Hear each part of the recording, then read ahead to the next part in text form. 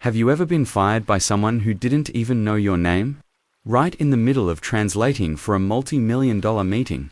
I'm Olivia TR, and I used to be the vital bridge between my company and our international clients until the new CEO walked in and decided Google Translate was enough to replace me. My name is Olivia Tran. I'm 36 years old, and until 3 months ago, I was the Senior International Communication Specialist at Meridian Dynamics, a global medical device company headquartered in San Marcos, California. For 14 years, I built relationships across continents, navigated cultural sensitivities, and yes, translated countless documents, meetings, and negotiations that help secure our position in markets where English isn't the primary language. I speak 6 languages fluently: English, Vietnamese, Japanese, Mandarin, Korean, and Spanish. My colleagues used to joke that I had different personalities in each language. In English, I'm analytical and precise. In Vietnamese, my mother tongue, I'm more poetic and emotive. In Japanese, I'm formal and respectful to a fault. My Mandarin is pragmatic and direct, while my Korean carries warmth that surprises even me sometimes. Spanish brings out my most animated self. I didn't just study these languages, I lived them. My Fulbright scholarship took me to Tokyo for 2 years, and I spent another year in Beijing before joining Meridian. What none of my academic credentials could teach me, however, was how to read a room. That skill, the one that made me invaluable, came from 14 years of standing between people who desperately needed to understand each other but couldn't without me. I could feel when negotiations were souring before anyone said a word. I could sense when cultural failure were about to happen and subtly redirect the conversation. I knew when to translate something directly and when to soften the edges to preserve relationships. The company recognized this. At least they used to. 3 minutes. Olivia, said Marcus, my longtime colleague from the product development team, poking his head into the small conference room where I was reviewing my notes. The Kamada team is already online. They're asking for you specifically. I nodded, gathering my tablet and notepad. Kamada Biotech was our most promising potential partner in Japan, a pharmaceutical giant looking to integrate our cardiac monitoring devices into their patient care systems. This deal alone could be worth upwards of $18 million over 5 years. Is the new CEO joining? I asked, trying to keep my voice neutral. Marcus grimaced. Noah's supposed to. But you know how he is with timing. I did know in the 3 months since Noah Ellison had taken over as CEO of Meridian Dynamics. He had made quite an impression. And not the kind you want from someone steering a company with over 3,000 employees and operations in 27 countries. The main conference room was already filled with faces, both physical and digital. When I arrived, on the large screen that dominated the far wall, 5 executives from Kamada Biotech sat in their Tokyo boardroom, dressed impeccably despite it being nearly 1,000 p.m. their time. I bowed slightly as I entered, greeting them in Japanese. Relief visibly washed over their faces. Kamada-san, the silver-haired CEO of the company, smiled warmly and replied in Japanese, Tran-san. We've heard much about you from Watanabe. He says you understand our culture better than most Americans. I translated this for the benefit of my colleagues, then replied in Japanese. Watanabe-san is too kind. I merely try to honor the trust you place in these discussions. This was typical of how these meetings began, establishing rapport, acknowledging relationships, setting a tone of mutual respect. What was not typical was starting 15 minutes late because our CEO couldn't be bothered to arrive on time. When Noah finally burst through the door, he was talking loudly on his phone. Tell them we can't move on this. If they want the revised specs, they need to commit to the full order. He made a dismissive gesture toward the room, full of people waiting for him, and continued his call for another excruciating 30 seconds. I glanced at the screen and saw Kamada-san's expression harden. In Japanese business culture, punctuality isn't just appreciated, it's expected. Starting late, without a profound apology, was already a strike against us. When Noah finally hung up, He didn't apologize. He just flashed what I'm sure he thought was a charming smile at the room and said, "Let's get this show on the road. Shall we? I've got another meeting in 40. I translated his words into Japanese, but I softened them considerably. Ellison Shacho extends his sincere apologies for the delay. There was an urgent matter requiring his attention, but he is now fully committed to our discussion and deeply values this opportunity." It was a lie, but a necessary one. I had learned long ago that sometimes my job wasn't just to translate words, but to translate intent in a way that preserved relationships. Noah raised an eyebrow at me, but didn't comment. I doubted he even knew what I had actually said. The meeting proceeded with me translating back and forth between English and Japanese. Every few minutes, I would catch subtle cues, a slight tightening around Tanakon's eyes when our CFO mentioned extended payment terms, a barely perceptible nod of approval from Kamita when our head of R&D described the custom modifications we could make for the Japanese market. Halfway through, Noah started checking his phone. I could see Kameda-san noticing this, his expression growing increasingly reserved. I tried to compensate by leaning more into my translation, emphasizing the parts I knew would resonate with the Japanese team. We believe this partnership represents not just a business opportunity, but a chance to improve patient outcomes across Japan. I translated from our COO's statement, adding a cultural flourish that wasn't in the original. It would be our honor to work alongside Kamada Biotech, whose reputation for integrity matches its reputation for innovation. This earned a genuine smile from the Japanese executives.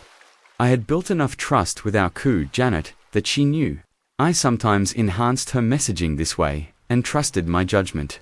The meeting was going well, despite Noah's clear disinterest when something unexpected happened.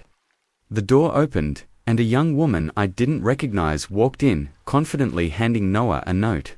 He read it, nodded, and then addressed the room. "Everyone. This is Tessa Vale, our new digital transformation specialist. She's going to be observing some of our processes to see where we can implement more efficient solutions." Tessa gave a quick wave. She couldn't have been more than 25. With a kind of confident posture that suggested she'd never doubted herself a day in her life, she took a seat directly across from me. I greeted her with a nod and returned to translating the technical specifications our engineering director was discussing. The Japanese team had questions about regulatory compliance, and I was carefully navigating the nuances of medical device regulations in Japan versus FDA requirements. "This seems inefficient," Tessa suddenly said, loud enough for everyone to hear. "Couldn't we just use real-time translation software for this?" The room fell silent. I paused, unsure if I should translate her interruption. Noah grinned. "That's exactly the kind of forward thinking we need, Tessa. But let's discuss that after the meeting." I swallowed hard and continued translating, as if the interruption hadn't happened. But I could feel Tessa's eyes on me for the remainder of the meeting. Evaluating, calculating. When the call ended and the screen went dark, Noah stood up immediately. "Good progress, team. Olivia, make sure you send them the follow-up materials we discussed." "Of course," I said, gathering my notes, but I should mention that Kamida expressed some concerns about email me the details. Noah cut me off, already heading for the door with Tessa and tow. I stood there watching them leave, a knot forming in my stomach. 14 years of building relationships, understanding nuances, preventing miscommunications, and suddenly I felt like I was being viewed as an outdated piece of equipment, something that could be upgraded or replaced. "Don't worry about it," Janet said, noticing my expression. "Noah is still new. He doesn't understand how critical your role is yet." But I wasn't so sure. There was something in the way Tessa had looked at me, something in Noah's eager response to her suggestion that felt ominous. The next morning, I received a calendar invitation. Digital Transformation Workshop, mandatory for all department heads and international communications team. It was scheduled for Friday afternoon, led by Tessa Vale and Noah Ellison. For the next few days, I tried to focus on my work. We had follow-ups with Kamada Biotech, translations needed for regulatory submissions in South Korea, and preparation for an upcoming trade show in Mexico City. But the invitation loomed in my calendar like a storm cloud. Thursday afternoon, I ran into Marcus in the break room. He looked troubled. "Have you heard the rumors?" he asked in a low voice, glancing around to make sure we were alone. "What rumors?" "About the streamlining initiative. Noah's been meeting with department heads one-on-one. Word is he's looking to cut non-revenue generating positions by 20%. My stomach dropped. The international communications team consisted of just 4 people. Me, 2 junior translators who handled written documentation, and an administrative assistant who coordinated our schedules. We didn't directly generate revenue, but we facilitated every international deal the company made. "That can't be right," I said, more to convince. Marcus shrugged helplessly. "I'm just telling you what I heard. Be careful in that workshop tomorrow." I barely slept that night. I kept thinking about my team, about the relationships we'd built with partners around the world, about the subtle, cultural bridges we constantly maintained. Could software really replace all of that? I'd used translation tools myself. They were getting better, but they still missed cultural contexts, idioms, the emotional weight behind certain phrases. Friday arrived, and I dressed with extra care, a charcoal gray suit that projected both authority and professionalism. Pearl earrings my mother had given me when I graduated with my master's degree, hair pulled back in a neat Shinen armor of sorts. The large training room was already half full when I arrived. I took a seat near the front, determined to engage constructively with whatever was coming. My 2 junior translators, Min and Eduardo, sat beside me, looking nervous. Noah and Tessa stood at the front. A sleek presentation displayed on the screen behind them. The title slide read, "The future is digital transforming Meridian for the global market." Once everyone had arrived, Noah began with his usual mix of corporate jargon and forced enthusiasm. "Team, we're at an inflection point.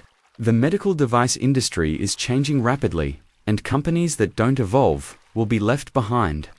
That's why I've brought Tessa on board to help us identify processes that can be digitized, automated, and optimized." Tessa stepped forward, clicking to the next slide. "Thanks, Noah. I've spent the past week observing various departments, and I've identified several areas where we can implement significant improvements through technology."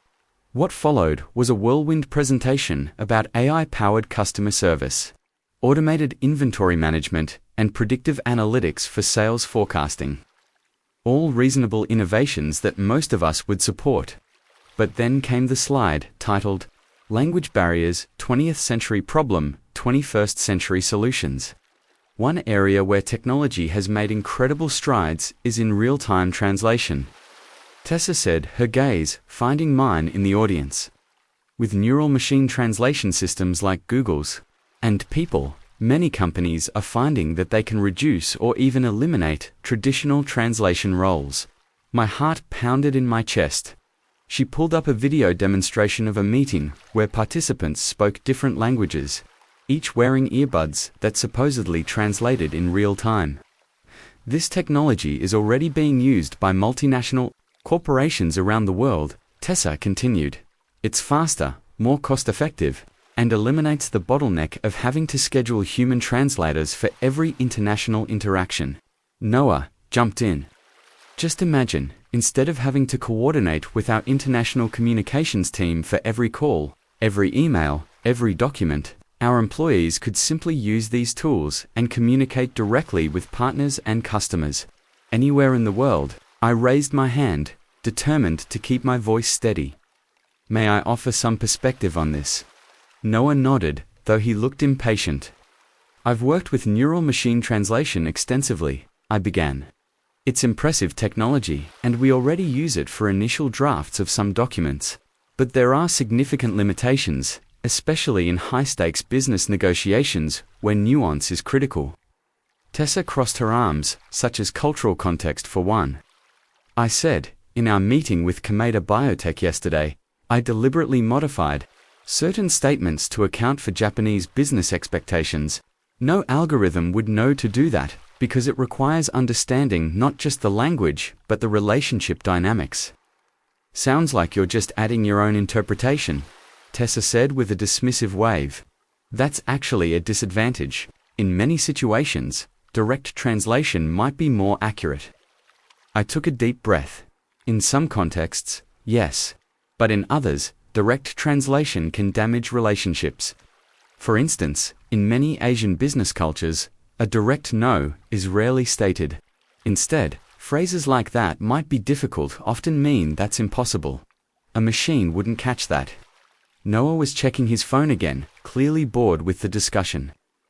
Look, Olivia, we appreciate your expertise, but technology moves forward, and we need to move with it. The reality is that maintaining a full-time international communications team is expensive. And if we can achieve 80% of the results with technology at 20% of the cost, that's a business decision we have to consider. The room fell uncomfortably silent. I could feel eyes on me, some sympathetic, others curious to see how I would respond. Men and Eduardo looked pale. I understand the financial considerations, I said carefully, but I would urge caution, especially with our most important partnerships. Perhaps we could implement a hybrid approach. Use technology for routine communications, but maintain human oversight for critical negotiations and relationship management. Tessa rolled her eyes, not even trying to hide her disdain. That's what everyone says when their job is threatened by technology. Use both. But that defeats the purpose of efficiency gains. I felt heat rise to my face, but kept my composure. My concern is for the company's international relationships, not my job security. Sure it is, Tessa muttered, just loud enough for those in the front to hear. Noah clapped his hands together. All right, good discussion. We'll be evaluating all departments in the coming weeks and making decisions about where to implement these changes. Thanks for your input, everyone. As people began to file out, I remained seated, trying to process what had just happened. It was clear that my role, my entire team was being targeted. 14 years of building trust, understanding cultural nuances, preventing costly miscommunications, all potentially disposable because a new CEO and his tech evangelist thought Google Translate could do my job. Janet approached me as the room emptied. That was rough, she said quietly. For what it's worth, I think they're making a huge mistake. I'll say something to Noah. I appreciated her support, but I could already see the writing on the wall. In my experience, once executives convinced themselves that a cost-cutting measure was also innovative, there was little that could change their minds. The following week was tense. No official announcements had been made, but rumors were swirling. Other departments were nervously eyeing their non-revenue generating members, wondering who might be next. I tried to carry on normally, focusing on the Kamida biotech negotiations, which were reaching a critical phase. We had a major video conference, scheduled for Wednesday to discuss profit-sharing arrangements and market distribution rights. Tuesday afternoon, I received an email from Noah. Subject tomorrow's Kamada, call Olivia. I'll be leading tomorrow's call with Kamada. We're going to test the real-time translation earbuds that Tessa has procured. Please attend to observe and provide backup only if absolutely necessary. Noah, I stared at the screen in disbelief. Testing experimental technology in the middle of an $18 million negotiation. It was reckless beyond words. I immediately picked up the phone and called Noah's office, but his assistant said he was in meetings all afternoon. I drafted a careful email response. Noah, I strongly advise against testing new translation technology. During such a critical negotiation phase with Kamada, the profit-sharing discussion involves complex legal terminology that machine translation often struggles with, and there are cultural sensitivities around negotiation styles that could be misinterpreted. If you'd like to test the technology, perhaps we could arrange a separate lower-stakes call first. Regards, Olivia. His response came minutes later. We're moving forward with the plan. Be there at 9 a.m. I barely slept that night, my mind racing with all the ways this could go wrong. Kamida-san was traditional in his approach to business. He valued the relationships we'd built. Would he see this technological substitution as an insult, as a sign we didn't value the partnership enough to provide proper human communication? The next morning, I arrived early to the conference room. Janet was already there, looking concerned. I tried to talk him out of this, she said. He wouldn't listen. Noah arrived with Tessa and Toe, both looking smugly confident. Tessa was carrying a small case which she opened to reveal several sleek earbuds. These connect directly to our video conference system, she explained, handing them out. They'll translate everything in real time. The Kamada team has received their units already. Did anyone test this with them beforehand? I asked. Their IT department helped them set up, Tessa said dismissively. It's very intuitive. Noah put in his earbuds, adjusting them with a satisfied expression. This is the future, Olivia. You should embrace it. The video conference began, and immediately I could see confusion on the faces of the Japanese executives. Kamada-san was speaking, but his words came through the translation system with a robotic flatness that missed his formal tone completely. We are having some concerns about the proposal terms, came the mechanical translation in my earbud. Noah responded confidently. We believe our terms are very competitive. The profit-sharing arrangement gives you significant upside. I watched Kamida's face carefully as the translation reached him. His expression darkened subtly, a reaction that would be imperceptible to someone who didn't know what to look for. He spoke again, more carefully this time. The translation came through. The division of profits is not matching our understanding from previous discussions. Noah frowned. The terms haven't changed. 30% to Kamita for distribution rights in Japan with escalators based on sales volume. I could see the confusion growing among the Japanese executives. They conferred among themselves in rapid Japanese that the system struggled to translate. Coming through as fragmented phrases, there seems to be a misunderstanding, I said quietly to Noah. May I intervene? Give the system a chance, he hissed. Tanaka-san, Kamida's legal counsel, spoke next, his formal Japanese coming through as oddly casual English. The contract draft says Meridian gets 70% of Japanese market revenue. This is backwards from our verbal agreement. Now Noah looked confused. That's correct. We develop and manufacture the devices, so we get the larger percentage. I couldn't stay silent any longer. I removed my earbuds and addressed Kamada-san directly in Japanese. Kamada, I believe there's a critical misunderstanding about the profit-sharing structure. Could you clarify your understanding of the arrangement? We discussed in our previous meetings. Kamada looked relieved to hear me speaking normally. He replied in Japanese. Tronson, we have always understood that given our dominant position in the Japanese pharmaceutical market and the extensive marketing and distribution network we would be providing, Kamada would receive 70% of Japanese market revenue with Meridian, receiving 30% plus the full manufacturing costs. I translated this accurately for Noah, whose facepad. That's not what we agreed to, he said. Our standard arrangement is I interrupted gently. If I may, in our preliminary discussions with KDA last year, before you joined Meridian, we did in fact outline a different arrangement for the Japanese market, recognizing Kamida's unique position there. This was documented in the meeting notes I sent to the executive team. Noah stared at me, then at the confused and increasingly irritated Japanese executives on the screen. The earbuds translation was still chattering away, further muddying the waters with its literal but contextually tone-deaf interpretations. We need to take a short break, Noah announced abruptly. Technical difficulties. We'll reconnect in 15 minutes. Once the call was disconnected, Noah rounded on me. Why wasn't I briefed about this different arrangement?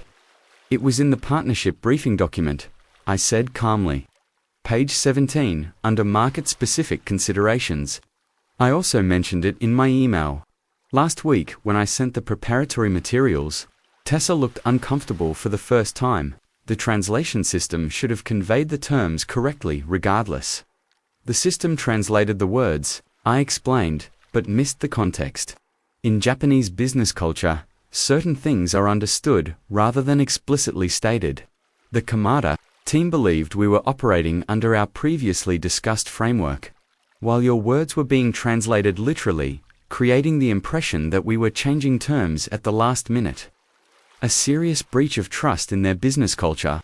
Noah ran a hand through his hair, visibly frustrated. Can you fix this? I can try, I said. But the damage to trust is already done. They're wondering why we suddenly replaced the human translator they've built a relationship with over months of negotiations with a machine that doesn't understand context. When we reconnected to the call, I took the lead, speaking in Japanese and then translating myself into English for my colleague's benefit. I apologized profusely for the confusion, explained the technical difficulties and carefully navigated back to the actual terms both sides had originally understood. Slowly, the tension began to ease. By the end of the call, we had managed to salvage the discussion. Though Kamita's final words to me were concerning Transon, we value our relationship with you personally. We would prefer to continue these discussions with your direct involvement. After the call ended, Noah seemed shaken. That could have been a disaster. It nearly was, Janet said pointedly. Tessa was defensive. The technology just needs fine-tuning and better preparation. If everyone had been properly briefed, the briefing materials were provided, I said quietly. Technology can translate words, but it can't read a room.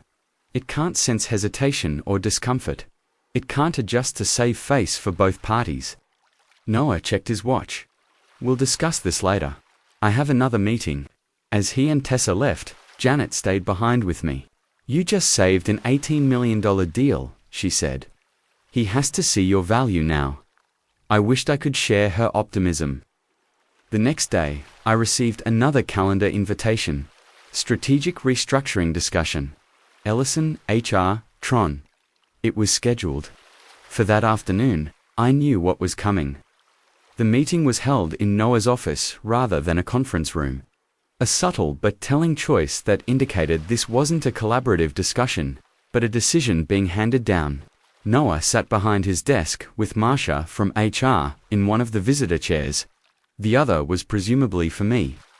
Olivia, thanks for coming. Noah began, as if I had a choice. As you know, we're making changes to align Meridian with the future of global business. I remained silent, waiting for him to get to the point. After yesterday's situation, we've decided to take a phased approach to implementing translation technology. However, we still need to make immediate adjustments to our departmental structure and overhead. Here it comes. I thought we're going to be eliminating the International Communications Department as it currently exists. Noah continued, some of the documentation translation work will be moved to a contracted service. The real-time translation needs will be handled through technology with oversight from the regional sales teams who already know their markets. I see, I said, my voice remarkably steady despite the sinking feeling in my chest, and my role. Noah had the decency to look slightly uncomfortable. Unfortunately, your position is being eliminated. Marsha has the details on the separation package. Marsha slid a folder across the desk toward me. We're offering 6-month severance, continuation of benefits for 3 months, and outplacement services. I looked at the folder, but didn't pick it up. May I ask what prompted this decision immediately after I helped salvage the Kamita negotiation? Noah shifted in his chair. This isn't a reflection on your performance, Olivia. It's a strategic business decision. The reality is we don't need full-time translators in the company. Even with yesterday's hiccups, solutions like Google Translate can handle most of what we need. The dismissive way, he referred to 14 years of my career as something that could be replaced by Google Translate stung more than the termination itself. Kamita specifically requested my continued involvement. I pointed out we'll manage the transition with them carefully. Noah said, perhaps we can arrange for you to consult on that specific relationship for a limited time. I almost laughed. He was firing me, but wanted to keep access to my relationships and expertise when convenient. What about Men and Eduardo? I asked, thinking of my team. Eduardo has been offered a role in the Latin American sales team given his regional expertise. Men's position has also been eliminated. but she's been given the option to apply for the contracted translation service we'll be using. So they were keeping the Spanish speaker who could help with sales, but discarding the Korean specialist who handled complicated regulatory documentation. The pattern was clear. When is this effective? I asked. Today will be your last day. Marsha said gently. We'll need your company devices and badge before you leave. I nodded slowly. May I have some time to collect my personal items and say goodbye to my colleagues? Of course, Noah said, already checking his phone again. Marsha will accompany you, and just like that, 14 years ended. I was escorted to my office, like a potential thief, watched as I packed my photos, books, and the small collection of thank you gifts I'd received from international partners over the years. The jade paperweight from our Chinese distributor, the hand-painted ceramic cup from our Japanese partners, the woven bookmark from our colleagues in Mexico. Word spread quickly. Several colleagues stopped by looking shocked and dismayed. Janet came running, her face flushed with anger. This is insane, she said. I'm going to talk to the board. I shook my head.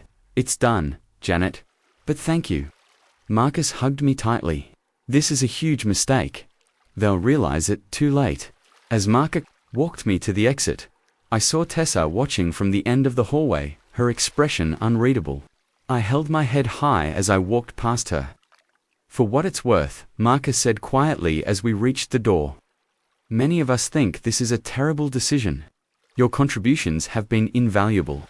I thanked her, handed over my badge, and walked out of the building I'd entered as an eager 22-year-old fresh from graduate school, now leaving as a 36-year-old whose career had been deemed obsolete. The first few days after being fired were a blur. I fluctuated between anger, disbelief, and a strange sense of relief, as if a long-dreaded shoe had finally dropped. I updated my LinkedIn profile, reached out to my professional network, and tried to decide what to do next. On the fourth day, I received an unexpected email from Tanakon, the legal counsel at Kamada Biotech. Dear Transon, we were disturbed to learn of your departure from Meridian Dynamics. Kato-san asked me to reach out to you directly. We have attempted to continue discussions with Meridian regarding our partnership, but communication has become increasingly difficult. The automated translation system they are using fails to convey the nuances necessary for this level of negotiation. And no one, if you are available, Kamada would appreciate the opportunity to speak with you privately. Respectfully, Tanaka Hiroshi, Chief Legal Counsel, Kamada Biotech. I was surprised, but also concerned. I had no desire to undermine Meridian despite how things had ended. I still cared about the company and my former colleagues, but I also felt a professional obligation to Kamada, with whom I'd built a relationship of trust. After careful consideration, I replied that I would be willing to speak with Kamadon, but only about my personal situation, not about Meridian's business. The video call was scheduled for the next day. Kamadon appeared on my screen, bowing slightly in greeting. Transon, thank you for speaking with me. I hope you are well, despite the circumstances. I'm adjusting. Kamadazen, I replied in Japanese. Thank you for your concern. He nodded gravely. What happened at Meridian is regrettable. We were not informed of the changes to their international communications approach before our last meeting. Companies must make difficult decisions sometimes, I said diplomatically. Kamada's expression was knowing. Indeed, and we, at Kamada, must also make decisions based on our values and business needs. He paused. Our negotiations with Meridian have stalled. The translation system they are using is inadequate. More concerning is their apparent belief that technology can replace human understanding in complex negotiations. I remained silent, not wanting to criticize my former employer. We have decided to pause our discussions with Meridian, Kamada continued. However, we remain very interested in entering the North American market with our pharmaceutical products. I nodded, still unsure where this was going. Transon, would you be open to discussing a different opportunity?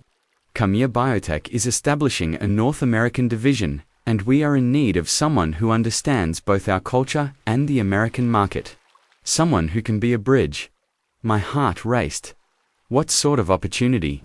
We would like to offer you the position of Global Cultural Strategy Director for our North American operations.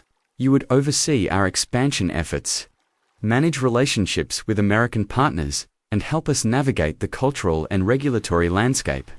I was stunned. That sounds like an executive-level position. Kameda smiled. It is with compensation and authority commensurate with that level. We value your expertise, Tran, not just in language, but in understanding. That is something no machine can provide. Within 2 weeks, I had signed a contract with KDA Biotech at nearly twice my previous salary. My first task would be to establish their new North American headquarters, ironically, just 3 miles from Meridian. Officers. I didn't hear anything from Meridian until about a month after my departure, when Janet called me. The Kameda deal fell apart, she said without preamble, completely collapsed. I was in my new office, still setting up with boxes of business cards bearing my new title, Global Cultural Strategy Director, North America. I'm sorry to hear that, I said, and I meant it. Many of my former colleagues would have benefited from that partnership. It's worse than that, Janet continued. They've announced they're entering the North American market with a competing product line. They've already filed for FDA approval. I remained silent. I wasn't directly involved in Kameda's product decisions, but I wasn't surprised by their move. Once trust is broken in Japanese business relationships, it's nearly impossible to rebuild. Noah's under investigation by the board, Janet added. The Comma disaster was the last straw after several other missteps, and Tessa's been let go. Turns out her digital transformation initiatives have caused chaos in several departments. Again, I said nothing. My mother had always taught me that sometimes silence is the most powerful response. Olivia, Janet said after a moment, they want you back. The board has authorized me to offer you a senior director position. Higher salary, bigger team. Direct report to me instead of Noah. I closed my eyes, taking in the irony of the situation. I appreciate the offer, Janet, but I've accepted another position. We can match whatever they're offering, she said quickly.